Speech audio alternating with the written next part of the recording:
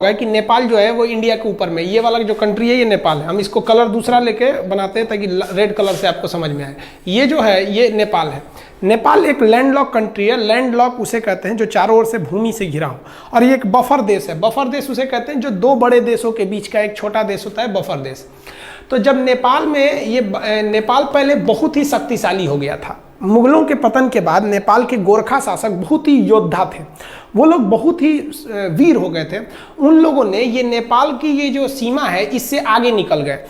ये क्या किए, नेपाल में इसके अलावे ये लोग सिक्किम को भी ये लोग कब्जा कर लिए। ये वाला एरिया सिक्किम है, सिक्किम को कब्जा कर लिए। सिक्किम के साथ साथ नीचे का ये तराई एरिया है, ये जो तराई एरिया है ये अवध का था। तो नेपाल के शासकों ने अवध का एरिया भी कब्जा कर लिया।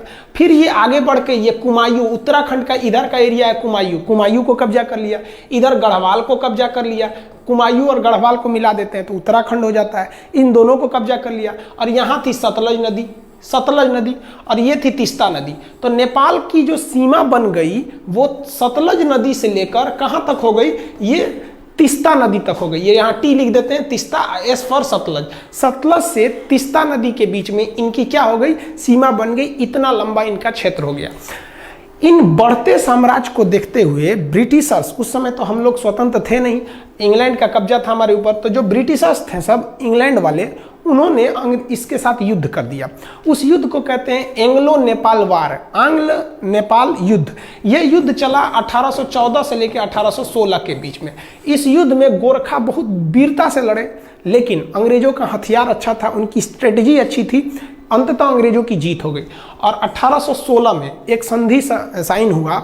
उस संधि यानी समझौते का नाम था सुगौली की संधि। अब आपसे क्वेश्चन ये पूछ सकता है कि सुगौली की संधि कब साइन हुई थी। तो देखिए, सुगौली की संधि साइन हुई थी 1815 में, याद रखिएगा।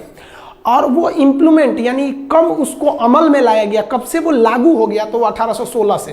तो आप 1816 ही याद रखिएगा क्योंकि उसी दिन से वो लागू हुआ था। एक क्वेश्चन और पूछता है कि सुगौली कहाँ पे है, तो सुगौली बिहार के चंपारण में है। यहीं पे समझौता हुआ था गोरखा और अंग्रेजों के बीच में। इस समझौते के तहत कुछ बातें कही गई थी, उसको समझिए। इस समझौते के तहत कहा गया कि गोरखा लोगों ने जो गढ़वाल जीता है वो अंग्रेजों को वापस करे, कुमायूं वापस करे, तराई का क्षेत्र वापस करे, सिक्किम वापस कर दे।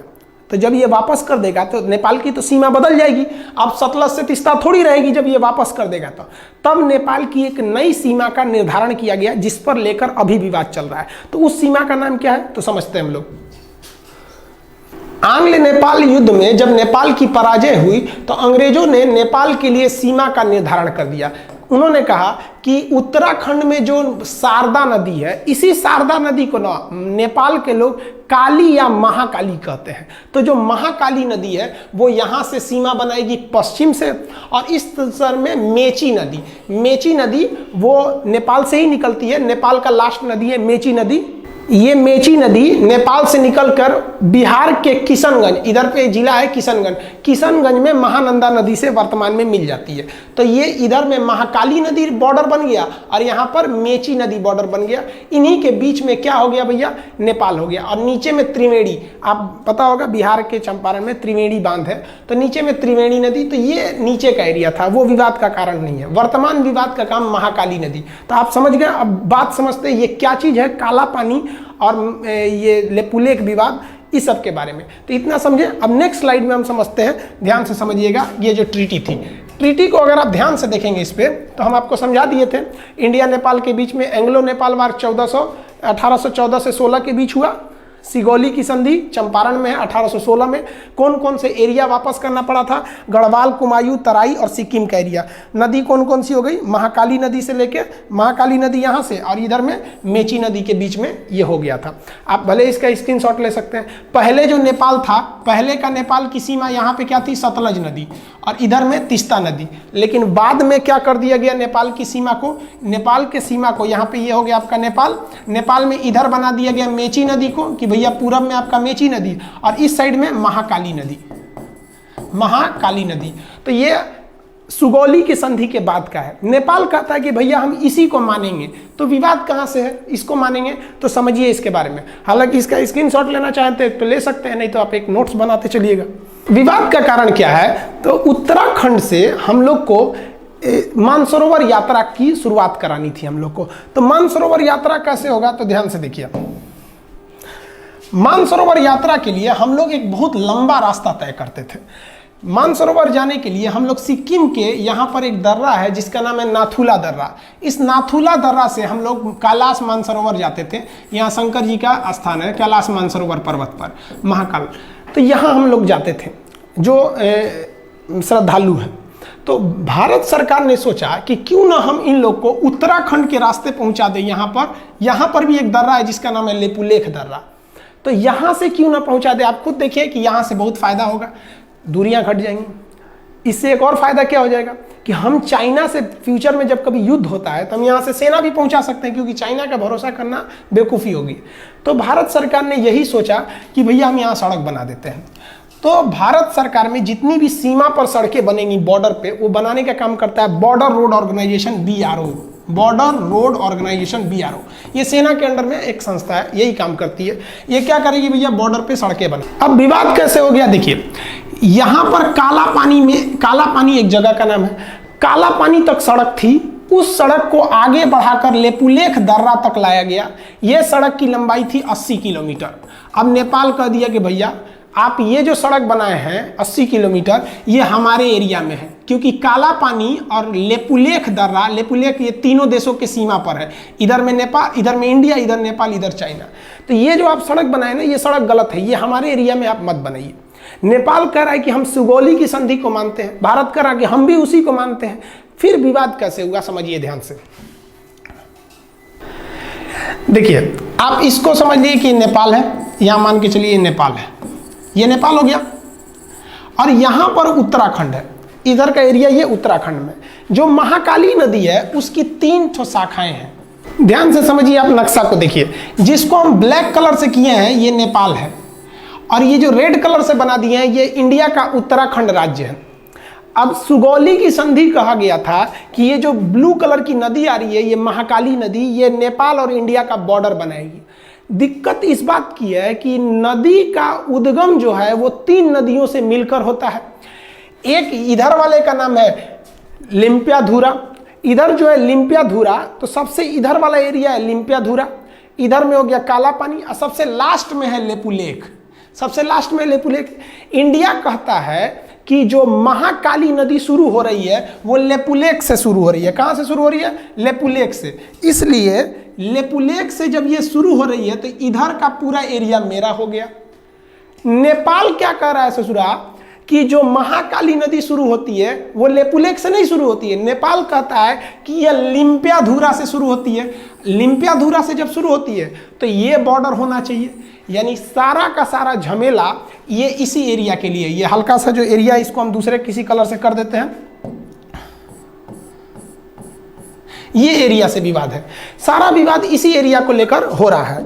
अब आपको बता दें कि ये जो एरिया है, इस एरिया पर पहले से कब्जा इंडिया का है। ये जो ट्राई जंक्शन है तीनों का एरिया, इस पर अधिकार पहले से इंडिया का है। तो नेपाल कह रहा है कि भैया मेरा है, आप खाली करिए। नेपाल को ये गर्मी कहाँ से है भैया, इतना जुनून जो कभी हमसे आंख मिला नहीं सकता था, आज इतना बढ़ के बोलने लगा। समझिए इसके बारे में। तो ये समझ गए, बॉर्डर रोड ऑर्गेनाइजेशन ने एक न्यू सड़क बनाई थी। कहाँ से, काला पानी से लेपुलेख तक 80 किलोमीटर। किस लिए, मानसरोवर यात्रा पर जाने के लिए। अब नेपाल ने एक नया नक्शा लगा दिया। नेपाल ने अपने नए नक्शा में लिम्पियाधुरा को, काला पानी और लेपुलेख, यानी ये पूरे एरिया को अपने नक्शा में दिखा दिया कि भैया ये पूरा एरिया नेपाल का है। इसने अपने नक्शा में दिखा दिया। इंडिया ने कहा भैया हम ये नक्शा को नहीं मानते, ये नक्शा गलत है। वो कहता कि नहीं आप मानिए, क्यों नहीं, ये सुगौली की संधि 1816 की बात है। तो आप समझ रहे हैं ना, वो उद्गम से एक झमेला है कि कहाँ से माना जाता है यहाँ पर। अब थोड़ा समझिए नेपाल ऐसा क्यों कर रहा है। नेपाल में अभी जो सरकार है वो सरकार है नेपाल कम्युनिस्ट पार्टी की। जैसे अपने यहाँ भारत में बीजेपी की सरकार है, उसी तरह फिलहाल नेपाल में नेपाली कम्युनिस्ट पार्टी है। ये चाइना की कम्युनिस्ट पार्टी से बहुत मैच करती है, दोनों की विचारधारा मैच करते हैं, इसलिए ये चाइना की ओर बहुत बह रहे हैं। और उसके प्राइम मिनिस्टर हैं KP शर्मा ओली। ये तो समझिए कि एकदम बैठे हैं चाइना की गोद में जाने के लिए तैयारी में। इनको समझ नहीं आ रहा है कि चाइना इनको बर्बाद करेगा। चाइना किसी को भी अपने डेफ्ट ट्रैप में बिछा लेता है, यानी कर्जा देकर उनको फंसा लेता है। इतना ना कर्जा दे देता है औकात से ज़्यादा कि ये कर्जा चुका नहीं पाते हैं। उसके बाद कहता है कि मेरा कर्जा लाइए, तो ये कुछ कर नहीं पाते, कहते नहीं है। तो चाइना कहता है तब मेरी बात मानिए। यही चाइना करना चाहता है किनके साथ? नेपाल के साथ। इनको शर्म नहीं आ रही, समझ में भी नहीं आ रहा है और शर्म भी नहीं आ रही है। कैसे? नेपाल चाइना के कहने पर ये सारा विवाद खड़ा किया है। और हद तब हो गया जब कल नेपाल के prime minister KP Sharma Oli ने क्या कहा, India spread corona virus in Nepal, यानी भारत के लोग नेपाल में कोरोना वायरस फैला रहे हैं। सोचिए, भारत के लोग फैला रहे हैं, हद हो गया भाई। हिंदुस्तान ने नेपाल को 2 लाख टैबलेट दिया था हाइड्रोक्सीक्लोरोक्विन का, 2 लाख टैबलेट दिया था नेपाल को पैरासीटामोल का, और वो भी उससे पैसे नहीं लिया था, गिफ्ट में दे दिया था कि भैया आप हमारे पड़ोसी हैं। और अमेरिका को हम लोगों ने पैसे में बेचा था। उस गिफ्ट का नतीजा ये है कि हम लोग कोरोना वायरस फैला रहे हैं। और क्या बोला केपी शर्मा ओली ने कि Indian corona is more lethal. Lethal मतलब होता है खतरनाक। मतलब इंडिया का जो कोरोना वायरस है वो अमेरिका, इटली और चाइना के वुहान वाले कोरोना से ज़्यादा खतरनाक है। हद है भैया आपका। ये है केपी शर्मा ओली, इनको समझ में नहीं आ रहा है। तो आप ये समझे ना कि लिम्पियाधुरा का मेन विवाद क्या है। लिम्पियाधुरा उत्तराखंड के पिथौरागढ़ जिला में आता है, ये समझ में आ गया आपको। अब आगे समझाते हैं और क्या चीज़ है। इसका स्क्रीनशॉट लेना चाहे तो ले सकते हैं।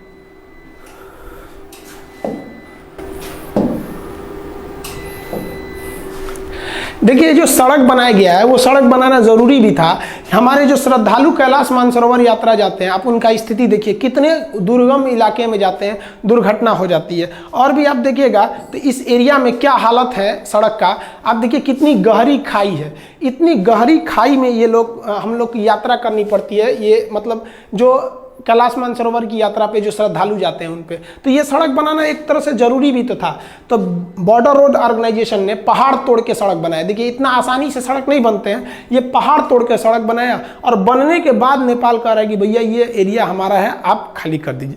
तो थोड़ा हम अब हम ये समझते हैं कि इंडिया को नेपाल के साथ क्या करना चाहिए, हर चीज़ का एक कंक्लूजन होना चाहिए। तो देखिए उसके बारे में। देखिए, पहला तो इस मुद्दे को हमें नॉर्मली डेलीगेट बेसिस पे कूटनीतिक तौर पे सुलझा लेना चाहिए। कूटनीतिक मतलब होता है बातचीत करके अधिकारियों के द्वारा इस मामले को सुलझा लेना चाहिए। क्यों? क्योंकि हम अपने दोस्त बदल सकते हैं, पड़ोसी नहीं बदल सकते हैं। दोस्त तो बाद में आते हैं, पड़ोसी तो बगल में रहते हैं। अगर हम अपने पड़ोसी से ही दोस्त की तरह व्यवहार रखेंगे तो ज़्यादा अच्छा रहेगा। तो इंडिया इसीलिए नेपाल को समझाता है, लेकिन ये समझ नहीं रहे हैं। तो चलिए एक हम दिखाते हैं। नेपाल के साथ इंडिया ने ट्रेलर दिखाया था 2015 में। 2015 में मधेसिया विवाद था। इंडिया के कुछ मधेसिया जाति के लोग नेपाल में बसे हैं, नेपाल उन लोग का ध्यान नहीं रख रहा था। इंडिया ने भी क्या किया, तो ध्यान से देखिएगा। नेपाल का जो बॉर्डर शेयर होता है इंडिया के साथ, ये मैदानी क्षेत्र है, यहाँ ट्रक वगैरह जा सकते हैं, इस रास्ते से ट्रक वगैरह जा सकते हैं। लेकिन ये वाला एरिया पूरी तरह पहाड़ है और बड़े बड़े पहाड़ हैं। माउंट एवरेस्ट भी उसी साइड में है, बड़े बड़े। तो चाइना से इधर आना बड़ा मुश्किल हो जाता है। इसलिए चाइना हो गया या कोई भी हो गया, वो अपना सामान अगर चाहते हैं कि नेपाल को बेचें, तो वो नेपाल को बेचने के लिए वो सामान को चाइना से वो कलकत्ता बंदरगाह पे उतार देते हैं और कलकत्ता बंदरगाह से ट्रक के रास्ते इसको नेपाल पहुंचा दिया जाता है। इसका मतलब नेपाल पूरी दुनिया से अगर चाहता है जुड़े तो उसके लिए 2 ही रास्ते हैं, या तो भारत या तो चाइना। अब समझिए भारत और चाइना में क्या प्रॉफिट है उसको। अगर कोई आलू आप नेपाल भेजते हैं इंडिया के रास्ते, तो ट्रांसपोर्ट को जोड़कर अगर खर्चा निकालिएगा तो 1 किलो आलू अगर 10 रुपया है, तो नेपाल पहुंचते पहुंचते वो 10 रुपये किलो का आलू 12 रुपये किलो हो जाएगा, क्योंकि यहाँ ट्रक वगैरह का भाड़ा भी जोड़ना है। लेकिन वही आलू जो 10 रुपये किलो अगर आप चाइना की ओर से भेजिएगा, तो ये आलू 250 रुपये किलो हो जाएगा। इतना भयानक इधर मतलब पहाड़ है, सबकी जा ही नहीं पाएंगे आप यहाँ पे। तो इसलिए नेपाल को भी सोचना चाहिए कि भैया अगर भारत ने यहाँ से ब्लॉक कर दिया तो हालत खराब हो जाएगा। 2015 में भारत ने यहाँ से ब्लॉक कर दिया था, 2 महीने तक ब्लॉक कर दिया। 2 महीने में नेपाल का ये हाल हो गया कि नेपाल के जहाज़ों के पास पेट्रोल नहीं था। वो नेपाल के प्रधानमंत्री बोले थे कि कोई भी जहाज़ अगर नेपाल में आता है ना, तो आप वो जहाज़ का पेट्रोल लेके आइएगा, हमारे यहाँ पेट्रोलों नहीं बचा हुआ है। ये हाल हो गया है नेपाल का। तो अगर इंडिया ब्लॉकेज लगा देता है तो नेपाल कहीं का नहीं बच पाएंगे। तो नेपाल को भी सोचना चाहिए कि हम ये ट्राई जंक्शन जो है, जिसे वो लिम्पियाधुरा को मान रहा है, हम लेक को छोड़ ही नहीं सकते हैं, एकदम कंफर्म छोड़ नहीं सकते हैं। और ये नरेंद्र मोदी बैठे हैं प्रधानमंत्री, कश्मीर छोड़वे नहीं किए, लोग कूद रहे थे पाकिस्तानी, ये वो लेपुलेख छोड़ेंगे यहाँ पे। इनका भी दिन खराब चल रहा है, विनाशकालीन विपरीत बुद्धि। आप समझदार हैं, आप भी समझते हैं ये सब चीज़ों के बारे में। तो ये टोटल ट्राई जंक्शन का विवाद था। आप होप आप समझ गए होंगे काला पानी। तो काला पानी, लेपुलेख, लिम्पियाधुरा, ये एरिया जो है ये कहाँ पर है? पिथौरागढ़ उत्तराखंड में है। तो नेपाल को इंडिया की कितनी ज़रूरत है आप समझ सकते हैं। और हम लोग ने कभी भी नेपाल का बुरा नहीं चाहा है। इवन हमको नेपाल के बारे में भी सोचना चाहिए। हिंदुस्तान ने ऐसा कोई युद्ध नहीं जीता है जिसमें नेपाल के गोरखा भाइयों का खून न बहा हो। हमारे जनरल थे मानिक साहब, बहुत ही बहादुर फील्ड मार्शल, जनरल से भी ऊपर का पद होता है फील्ड मार्शल। इतना ऊपर पद होता है सेना में कि आज तक 2 ही लोग को मिला ही, KM करियप्पा और मानिक शाह। मानिक शाह ने बोला था कि अगर तुमसे कोई कहता है कि मुझे मरने से डर नहीं लगता है तो समझ जाना वो झूठ बोल रहा है, या तो वो गोरखा सिपाही है।